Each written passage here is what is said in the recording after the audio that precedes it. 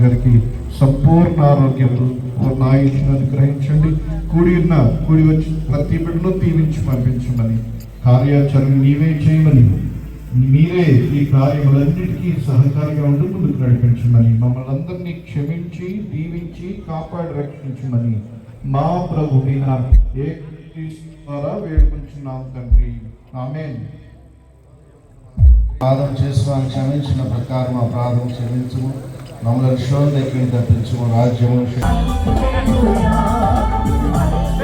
వాక్యాన్ని చదవలసిందిగా కోరుతున్నాం. మీకు వస్త్రం ఎంత కష్టపడుతున్నారు.